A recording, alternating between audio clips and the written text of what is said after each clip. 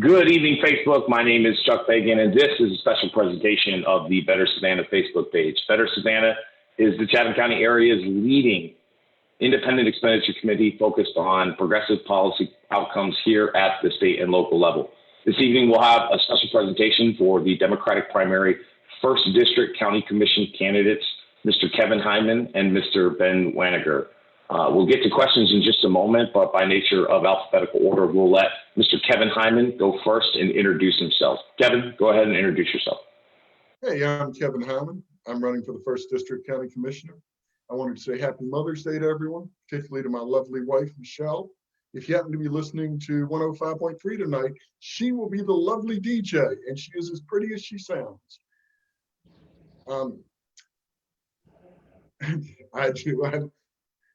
I apologize. I had a brain stop. But I am excited about being on here. Hopefully we're going to have some really nice questions. Here's some of my thoughts and some of Ben's thoughts. Chuck? Thank you. Thank you for that introduction. Ben, please introduce yourself to our live audience and those that will view this broadcast on replay over the next many days. All right, my name is Ben Wanager, and thank you for pronouncing it correctly. You're the first of all the moderators that has done it correctly, and thank you very much for that. Also, happy Mother's Day to my wife and my mother as well. We wouldn't be the same without you. You guys are the foundations for all of our families and our lives, and thank you for everything that you do. Again, my name is Ben Wanager. I am running for District 1 County Commissioner. I am a 10-year resident of Savannah. I grew up in a small town outside of Athens, Georgia. Been down here, like I said, for 10 years. In those 10 years, I have worked for the public school system, first as an educator and now as an administrator for the last 3 years. I have developed a special affinity for Savannah. I feel like it is not only one of the most special cities in America, but it is a fabulous place to live, work, and raise a family. And it would be the honor of my life to serve Savannah in Chatham County in a greater capacity. Thank you. Thank you. Thank you both for agreeing to sit down with us. We appreciate you making time on this special Sunday for us this evening. I want to get right to the questions. Ben, I'm going to start with you. Given the pandemic effect on likely local government revenue being decreasing dramatically, what are you going to do to either cut services or increase revenue at the county commission budget? About 80% of that budget comes from property taxes. So perhaps your first year may not be so tough, but during a 4-year term, you're likely to face budget crises. What is your go-to? Cutting services, increasing revenue, a combination? Tell us a little bit about your philosophy on the budget. Okay, well, first off, there is no greater crisis than what we're going through right now. I mean, we have seen in the last 7 weeks, we have seen unemployment at levels that we have not seen since the Great Depression. We are looking at 30 million people who are out of work just in the last 7 weeks. Now, what that has affected us at the level, Chatham County level, City of Savannah level, it's too early to tell. As far as cutting services, that is not going to be the first thing that we'd like to do. That would not be the first thing on my list. Neither would be raising taxes. This is not going to be the new normal. This is something that we have to work together to get through.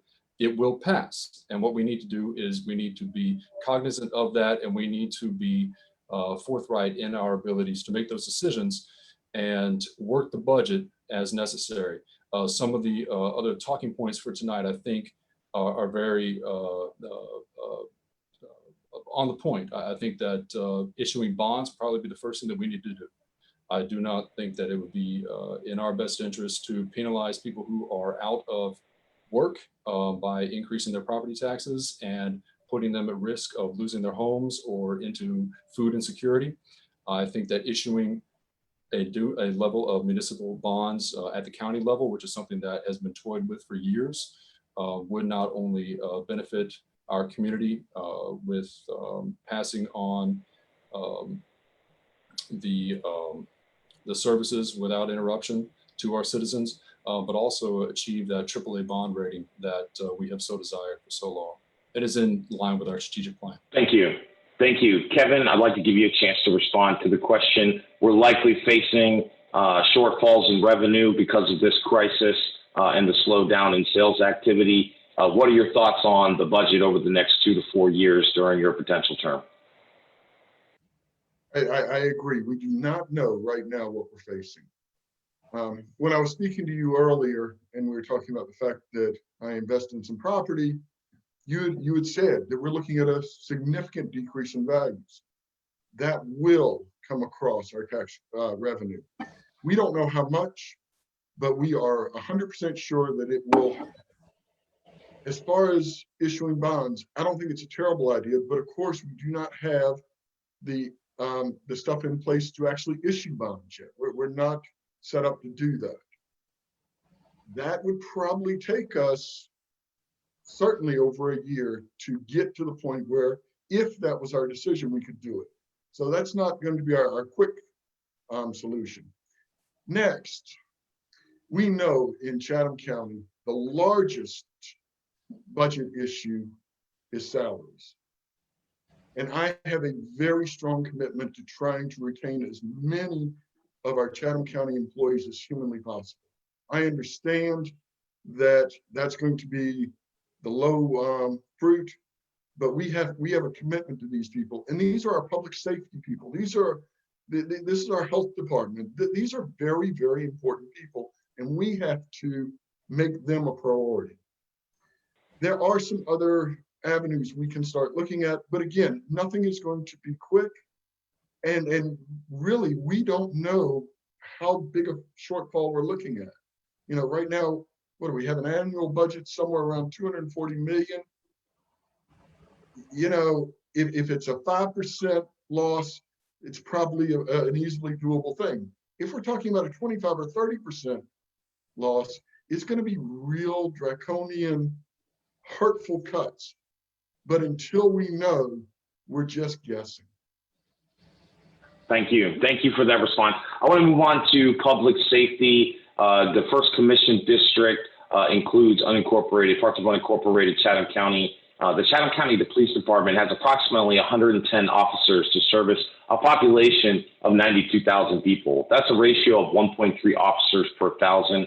According to national data, that's pretty low compared to an average of 1.5 or 1.6 even for a suburban police department. That would be maybe 25 to 30 new officers on the Chatham County Police Department. Will you support raising that ratio so that it comes in line with average suburban communities? Is this for me? Yes, sticking with you here, Kevin. Sorry, go ahead. So, whereas there are parts of Chatham County that have some pretty horrendous crime rates, most of unincorporated Chatham County is pretty safe and pretty standard. I don't disagree that long-term additional officers would be helpful, but I think heading into a crisis like this where we're not sure where our budget is, looking to increase is probably not where I'd want to do, at least in the next couple of years. I think we really have to understand what our numbers are as far as money goes and be more conscious of trying to save as many jobs as we can at first before we try to expand any of our payroll. Thank you. Thank you for that answer. Ben, a chance to respond? Yeah, absolutely. We are going to be hemmed in by the budget. I mean, the budget is going to dictate a lot of what we can do over the next few years. And based on how that thing plays out, are we looking at, like Kevin mentioned, 1%, 5%, 30%? That's going to dictate a lot of what we can do. However, in the meantime, what we can do is we can increase our common sense policing. We can pivot more towards a community-based policing model, not just in those areas that are heavily afflicted by, crime rates. One of our biggest issues in the Midtown area is property crime, and I think that with a greater police presence, more community-based policing, I think that is one thing that we can decrease with our current staff. That is something that would not require more officers on the beat. It would not. We could do that with what we have now. Thank you. Ben, I'm going to stick with you, starting with this question. What's on the mind recently here this last week in our community is obviously a tragic story of a life taken in Brunswick, Georgia. I don't expect the county commission to, face particularly the same type of crisis like that, but I think it's incumbent where, you're running in a Democratic primary. I think it's important for Black people and Black politicians to see some solidarity. What are your thoughts and reactions to the Ahmaud Arbery killing? And what do you think the government response should be? Wow. That really is on everybody's mind these days. And it is something that, you're right, not just as a Democrat, not just as a candidate for elective office, just 60 miles away from where this atrocity happened. It doesn't matter proximity. It doesn't matter what I'm doing. It matters that I'm an American, that I am a man, that I am a citizen, and I am a member of the greater community that we are all a part of. And it rocks me. It rocks me to my core. It is absolutely atrocious. I've seen the video. Everybody has seen the video. And, sitting here, I had a feeling that this question would come up, and, I tried to prep myself as best I could to answer this. But I'm still dumbfounded. I don't want to sit here and give some insincere answer about how I understand or anything like that, because I don't. But what I can do is I can show solidarity and say that from the depths of my being, I feel for his family. I feel for everybody that knew him, and I'm glad that the wheels of justice are finally moving, and I hope that they spend the rest of their lives behind bars. Thank you. Kevin, I'd like to give you a chance to respond. I understand that it's not maybe in the policy purview of the Chatham County Commission. We'll have the district attorney candidates for Chatham County on next weekend, and I'm sure that this will come up again, but it's just been so fresh on everybody's mind. We've been asking everybody running for office for their reactions to the Ahmaud Arbery case. Your response, Kevin. Well, first, you're right. This has nothing to do with the particular place in the universe I want to be as a county commissioner in Chatham County. That this is not going to be on our plate. As a human being, as a Georgian, I am eternally grateful for the GBI for taking over this.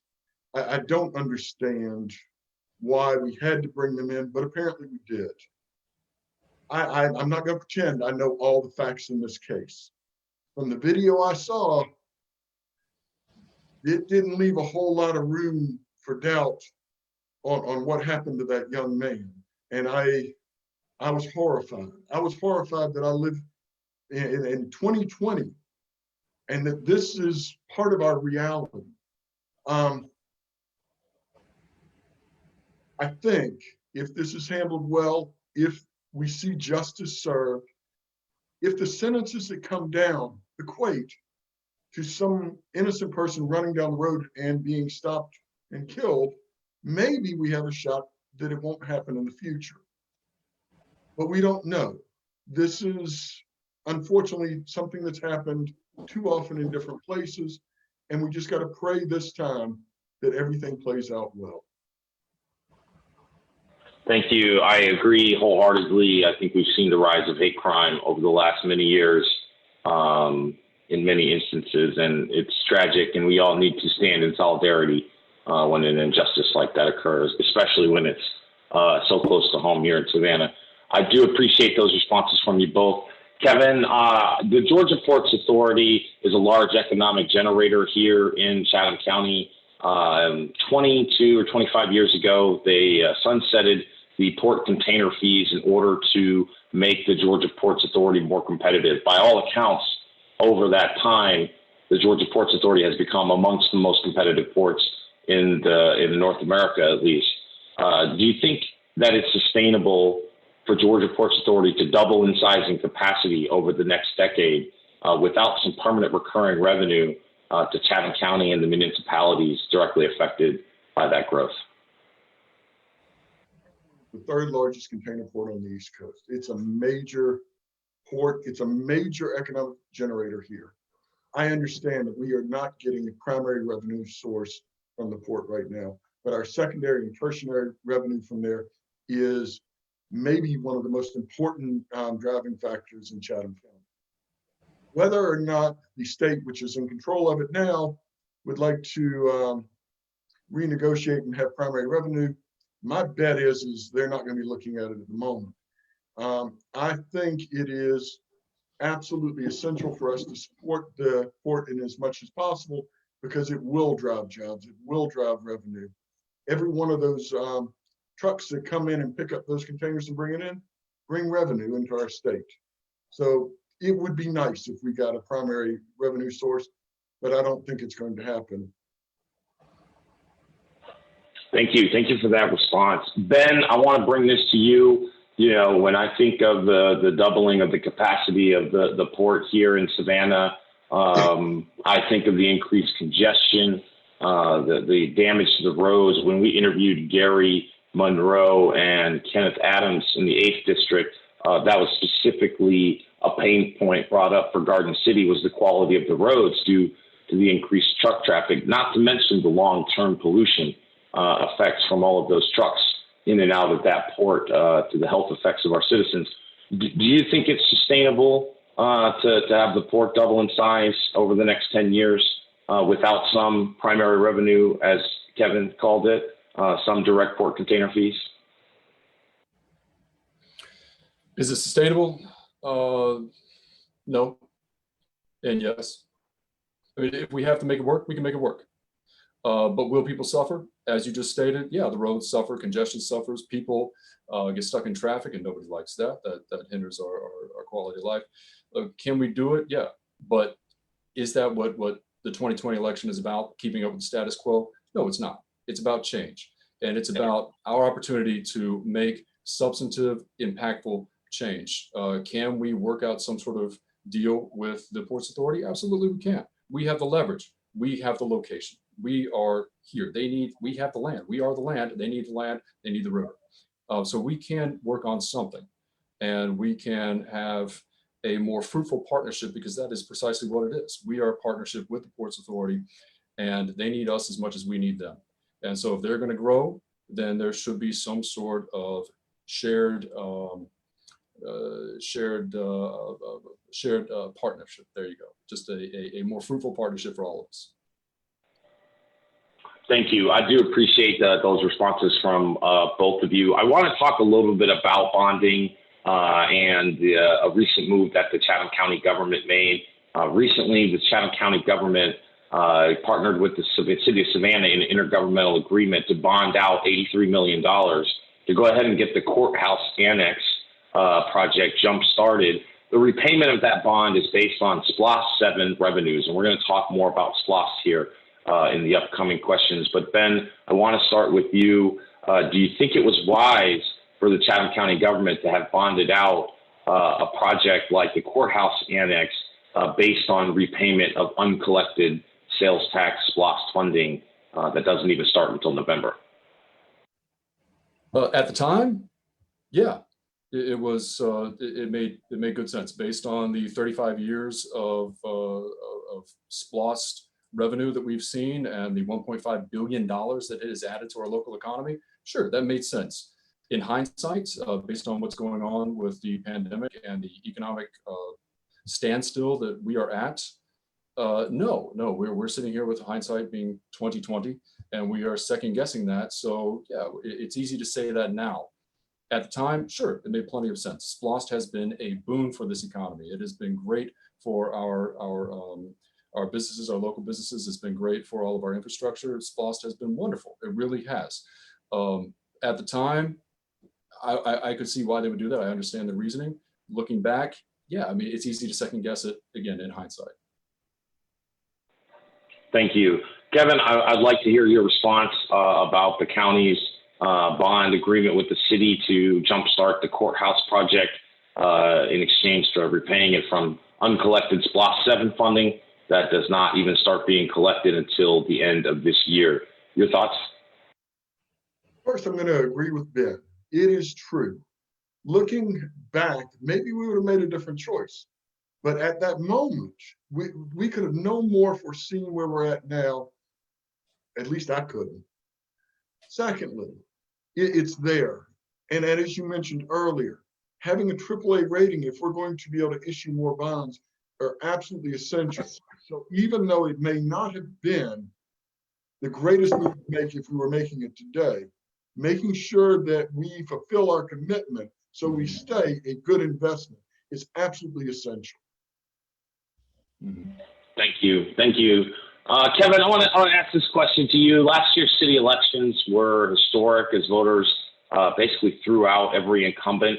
What's your takeaway from the dramatic city election outcomes? Is that what helped inspire you to run this year? What do you think that means for these elections along with the COVID pandemic? Go ahead, Kevin. So I think the answer is really easy. Why did we see such a dramatic change? Obviously, people were ready for a change. Now, admittedly, we are in a very different time, but yes, absolutely. I saw an opportunity at this time period for our county and our area to make some different decisions. I don't feel that we were doing poorly, but I think we could be great. And it was for this, and it's several other reasons. To be honest, part of it, and I listened to Ben, part of it is being involved in a community you love, being a real contributor. And I thought that this was my moment to be a part of a place that is so deep in my world. The first district, all my family lives here. Literally. That this is when I go to synagogue, it's in the first district. When my, now not that I don't have some family that lives elsewhere, but when they come home, they come here to the first district. This is my place, and this is where I wanted to make a difference. Thank you, Kevin. Ben, a response to that question, really what made you run? What was your thoughts on the recent historic city elections, which the first district encompasses a good chunk of? Tell us your thoughts. Okay. Yeah, the most recent 2018 midterm elections. Well, I mean, we could sit here all night and talk about what it means on the macro level. I'm not even going to talk about that. That's so far away, so far removed. We all have opinions about that. You can pick up a Time magazine and read all about that you want. On a local level, what does it mean? I mean, I think it's pretty simple. People want change. People are tired of the status quo. People want to have new people, fresh ideas, fresh faces, people who are willing to look at a problem from a different angle and tackle it with a sense of vigor and enthusiasm that hasn't been there in recent years. So I think that's what it was about, Why I got involved? Because I love the city. I mean, it may sound corny, but it's true. I mean, I've been here for 10 years and I love every day of it, and I came from a great place, and coming down here, it really has been a joy. My wife and I, we comment all the time about just how privileged we are to be here, where, at the spur of a moment, we can take our kids to the beach. We can take our kids to get world-class food. We can engross our kids in history here that you just don't have anywhere else in Georgia. I mean, this is Georgia's first city, the first capital. I mean, you can't throw a stone without hitting something historic. It is full of wonderful people, wonderful history. The culture here is second to none. And being a deeper part of it and having the ability to make policies that make people's lives better here would, again, be the honor and the privilege of a lifetime. That's why I ran. Thank you. Thank you for that answer. Ben, I want to ask you this question first, and then we'll get a response from Kevin. A lot of the city council candidates last year who did run and were successful ran on bringing about term limits to city aldermen. Both you and Kevin are running for the nomination to run against a 15-year incumbent on the county commission. There's also an incumbent who has been on there for well over 2 decades now. Are you for term limits for the district level county commissioners? Will you support a legislative agenda to the delegation that changes the charter to bring about term limits? Yeah, absolutely. I think the term limits are a good idea. From the top to the bottom, we have term limits at the federal level, we have term limits at the state level, and I think we should have term limits at the local level as well. There are pros and cons to any argument, but I think the pros outweigh the cons when it comes to term limits at the local level. It's good for a lot of the reasons I just stated. It's great for getting new ideas, new people, fresh points of view, new talent into whatever role, alderman, councilman, commissioner, whatever local office you're talking about. One of the cons you might have is that it would force out people who are experienced and have expertise. Well, my counter to that would be, at how much expertise do you have 8 years, 12 years in versus 20 or 30 years in? At some point you plateau. So yes, I would absolutely be in favor of term limits, 2 terms, 3 terms, something along those lines. Thank you. Thank you for that, that answer. Kevin, I'd like to hear your response about term limits. Again, you're running, potentially running against one of the longest serving county commissioners in Chatham County. Local elected officials. I think people really want people that are part-time public officials, but full-time citizens. We're not looking for career politicians. And the single best way to ensure a turnover, new people, new ideas, is to have term limits. I am certainly a supporter on the local level. I am a supporter all the way up, into our federal levels. And you mentioned there are some, there should be more. Thank you. Kevin, I want to talk about SLOST a little bit more and start with this question with you. There's been many examples, both at the city and the county level, where projects that were approved by the voters did not have very good education about what the ongoing maintenance of those costs would be. Would you support either local or legislative delegation changes to SLOST laws that would allow for disclosure of maintenance costs at the ballot, or even going as far as to breaking down projects individually at the ballot? What are your thoughts on how SLOST, special purpose local option sales tax, needs to change during your time on the commission? Whereas I am not in favor of having huge, long descriptions of each SLOST thing on the ballot. I feel that would load down the process. I do feel that we need to make available the information, like you were saying. When we build a new building, there are maintenance costs. That should be explained. Every one of the SLOST things should be put out there, but it needs to be put out maybe in an electronic form where people can take their time, really think about, print out, look at. And I'm afraid if we did it at the ballot box, it would just be either they would not do it because it's too much to read, or they would feel overwhelmed and just skip the issue. So yes, I think we need to be able to inform people better. I think the county has not done a great job in the past of doing this, but I believe that we can do this using an electronic forum that will not be terribly expensive, that will put as much information out as the average voter would ever want. Thank you. Thank you for that response, Kevin. Ben, do you have a response about changes for SLOST laws locally here? Either the ability to maybe bank some of those for maintenance. A lot of these would require, changes at the state level, but we've pointed out Chatham County has not had a full-time lobbyist in over 6 years now. So I guess my first question would be, do you want to hire a lobbyist to help work on these things? But please explain your thoughts on changes needed for the special purpose local option sales tax. Ben? Yes, absolutely. Budget permitting, of course. What we're looking at coming down the pipeline there, a lobbyist would be great. And yeah, so much of SLOST is dictated from the state level. There's a lot of red tape, and that cannot be understated. But what we can do is we can write the laws better. We can do a better job of educating the constituents. We can do a better job. And when I say we, I mean, I'm talking about any lawmaker from state level all the way down to local level.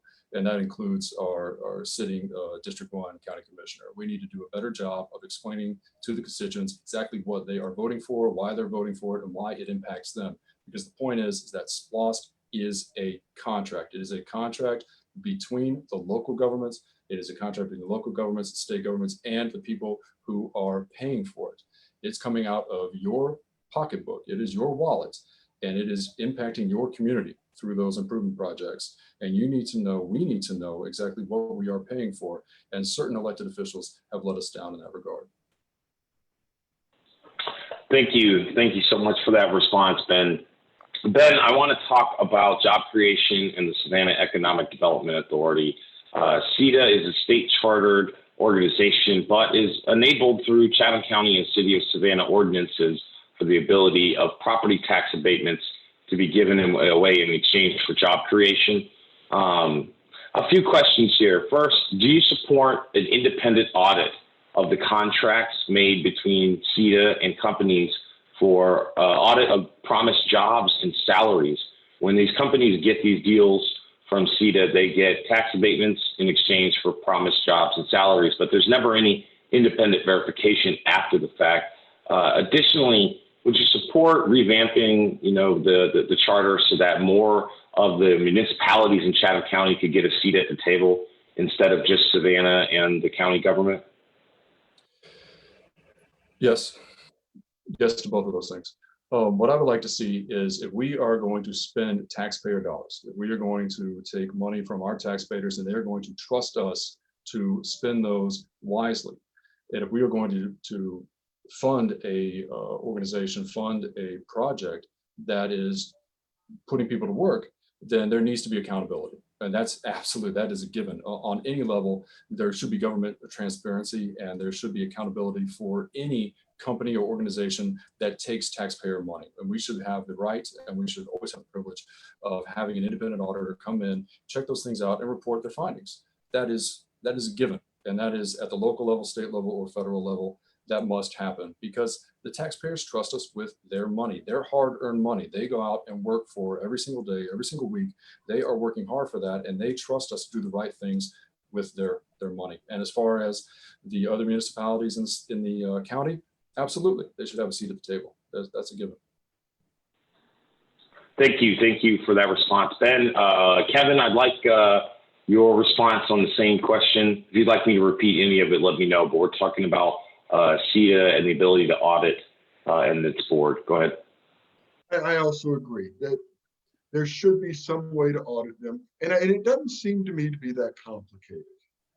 Every business has employee taxes. We can see specifically, and these are not private things. They have to be sent to the state. We have the availability to get these numbers. So when we do a project and say the expectation is 300 jobs, and we are going to, knock down X amount of property taxes. Then they hire 30 people. That has happened. We can build into these contracts. All right, you say you're going to have 300 jobs and you want $100 million and whatever, and I know I'm just throwing silly numbers out. And if you hit that, you can have all of that tax abatement. But the first step is 50 jobs. At 50 jobs, this is the tax abatement you're entitled to. At 100 jobs, this is the tax abatement.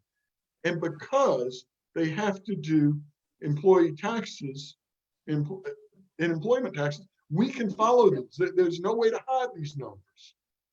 And so I think it's not only doable, but reasonable.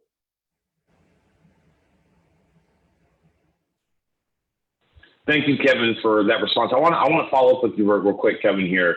The current makeup of the board of directors of CEDA, the first third of members is appointed by the city government of Savannah. The second third is by the Chatham County government, but the last third is appointed by the board of directors itself.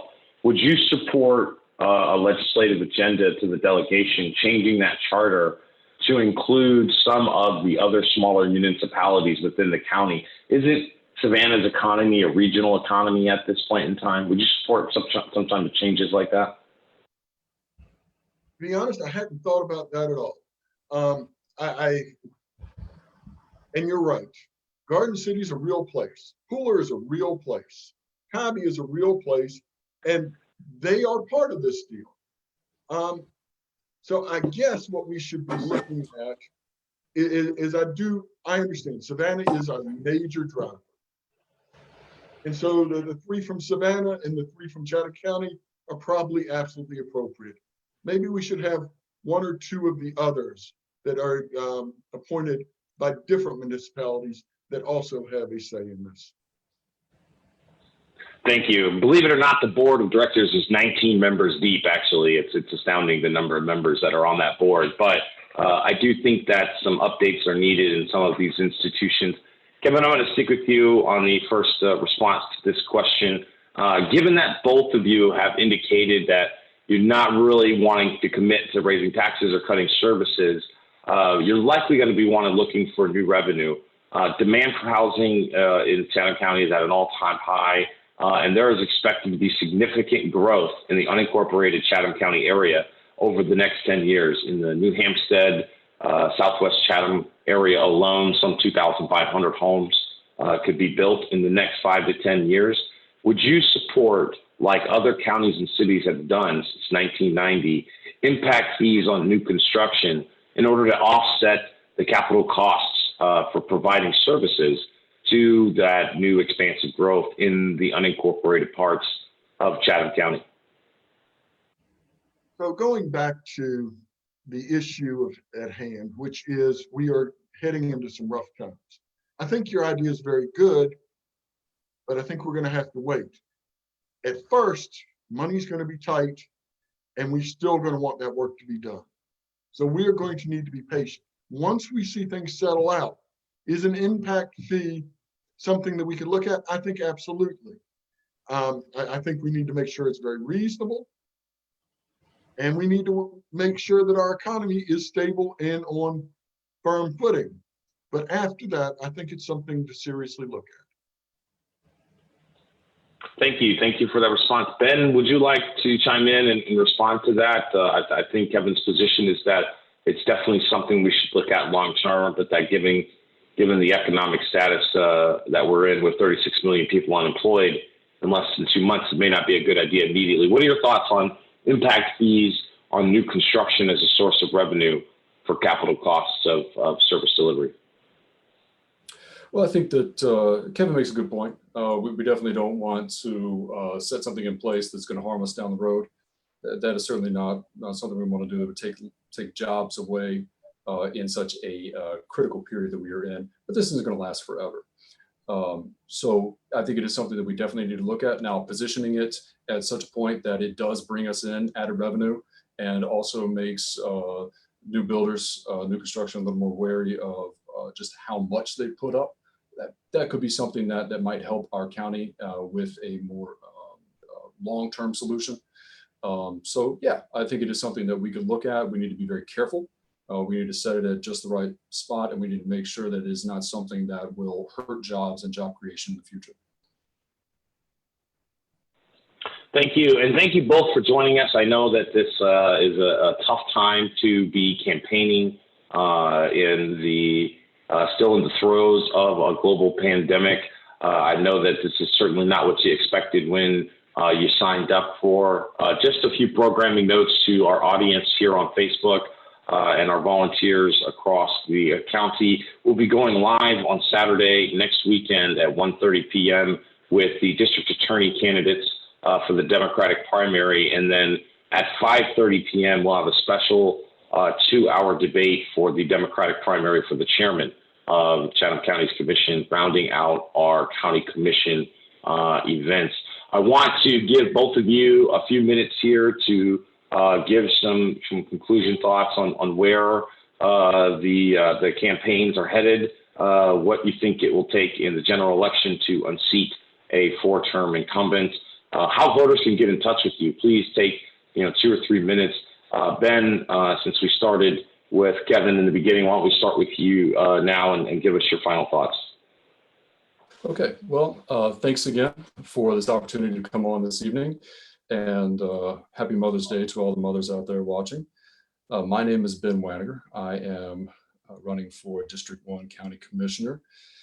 I am a lifetime educator. I have worked in the Savannah Chatham district as a teacher and also as an administrator. And in doing so, it has taught me a lot about the community. It's taught me a lot about what Savannah is, what Chatham County is, what it has to offer, and where it can go. And that's one of the main reasons why I am running.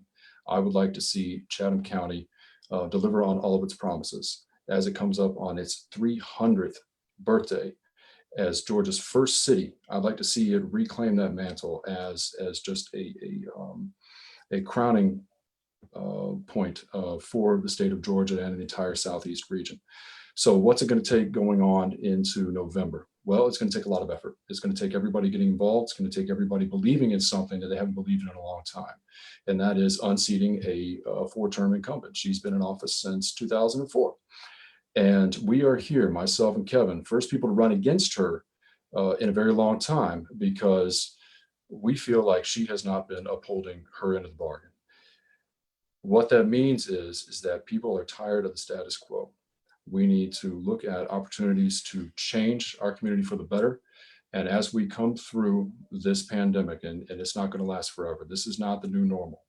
We are going to work together, work as a community. We are going to reach across the aisle. We are going to make tough decisions through the budget, through how our community works, through how we operate, how we communicate. We are going to make those decisions, and we're going to come out all the better for it, because we have that strength, we have that power as citizens of the city of Savannah and of Chatham County. It's up to us to make our own future, and we can only do that with strength, pragmatism, and leadership, and that's what I'm offering. Thank you. Thank you, Ben. Kevin, please give us your final thoughts. Again, mention how voters can find you on the internet and by phone or email, whatever you want to provide. And again, give us your final thoughts on your race tonight. Well, to find me on the internet's pretty easy. I have a Facebook page, and I also have a web page, Kevin Heyman for the 1st District, Chatham County. Oh, hold on, she's telling me I said it wrong. But I am easily Googleable. It is Kevin Heyman for district1.com. Thank you, Sarah. How we're going to win? We're going to go, once it's possible, we're going to go door to door and we're going to talk to people. What I've heard over and over again is not that anyone dislikes our current county commissioner, but people don't feel like they're being heard. So I and Ben, we need to be there. We need to let them know that if they're talking to Kevin Heyman, I will listen, I will respond, and not just for the election.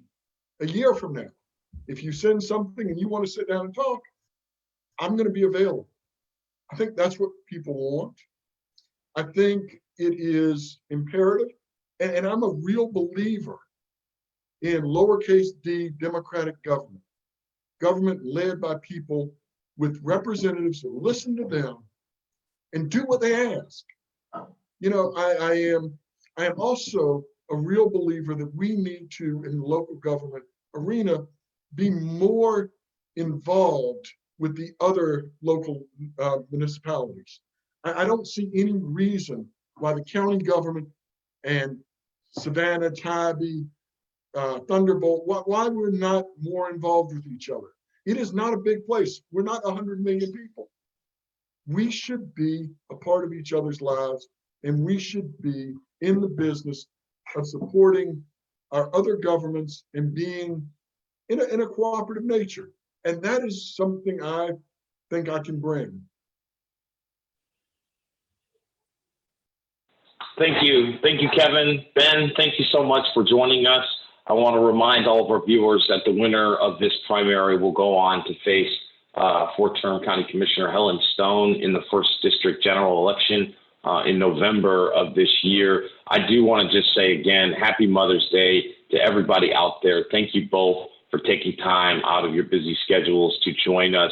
We wish you both best of luck on your campaigns. Please stay safe on the campaign trail, and we hope to see you back after your primary is over. Thank you for the opportunity, Chuck. Thanks, Kevin. Thanks, Ben. Thank you.